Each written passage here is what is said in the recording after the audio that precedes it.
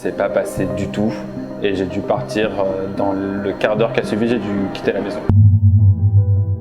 60% des homosexuels sont victimes d'homophobie dans le cadre familial. En 2020, dans le monde, l'homophobie reste une blessure quotidienne pour beaucoup de jeunes. Et malheureusement, dans le monde entier, les homosexuels ne vivent pas bien. Le constat, il est ce qu'il est. Et dans 72 pays du monde, l'homosexualité est encore un crime. Aujourd'hui, c'est le Coming Out Day, un jour symbolique pour les communautés homosexuelles, un jour où l'on ose enfin dire qui l'on est vraiment. Et parfois, la nouvelle a du mal à être acceptée de tous, et surtout des plus proches. Chez mes parents, ils sont tombés sur une photo où j'étais avec mon copain de l'époque. C'est pas passé du tout. Et j'ai dû partir dans le quart d'heure qui a suivi, j'ai dû quitter la maison. Ils n'ont pas du tout accepté et ils m'ont juste dit tu pars tout de suite. Il n'y avait pas de retour en arrière possible. Quand je pars de chez moi, du coup, je suis dehors en plein mois de décembre. Il est tard le soir et on improvise. Du coup, on appelle des amis. On n'explique pas pourquoi, juste est-ce que je peux dormir chez toi ce soir. Heureusement, il existe des associations comme le Refuge qui accueillent ces jeunes mis à la porte par leurs parents pour leur homosexualité. Et pendant le confinement, ces violences des parents envers leurs enfants ont pu être accentuées et masquées. Moi j'ai pensé à eux tout de suite, je me suis dit mon Dieu, le milieu scolaire peut être un certain refuge quand justement dans la famille c'est compliqué et là être obligé d'être avec une famille intolérante ça a dû être très compliqué. En effet, ceux qui sont mis à la porte ce sont parfois des jeunes de 14, 15 ans, 16 ans. Quand on est mis à la rue du jour au lendemain juste parce qu'on est homosexuel, on se dit que la vie ne vaut pas le coup.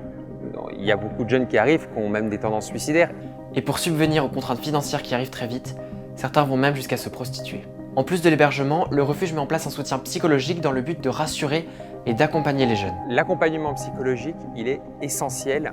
La ligne téléphonique 24/24 est importante pour cela. Après, évidemment, en situation de grande crise, il y a des cellules d'hébergement, etc. Mais avant tout, c'est une écoute pour avoir quelqu'un qui nous dit ce n'est pas grave, tu es normal et n'écoute surtout pas les gens autour de toi. Même si, comme on vient de le voir, le coming out peut être vécu comme une bombe, en réalité, si chacun s'écoute, il fait du bien à tout le monde.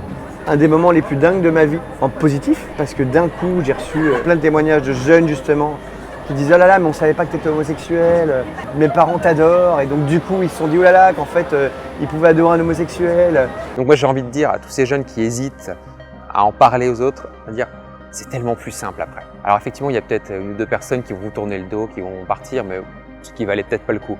Mais quand vous arrivez à en parler à vos amis, à vos proches, à votre famille, c'est tellement plus simple après. Et c'est un fardeau en moins et après on peut s'accepter et vivre comme on est. Et non, allez-y. Et aussi parce que de toute façon, on ne peut pas changer qui l'on est vraiment au fond de nous-mêmes. Valentin a dormi une semaine dans la rue avant d'être accueilli par le refuge. Son témoignage nous montre que la violence peut être soudaine, brutale et destructrice. Aujourd'hui, les relations entre Valentin et sa famille sont beaucoup plus apaisées. Ses parents comprennent mieux et même regrettent.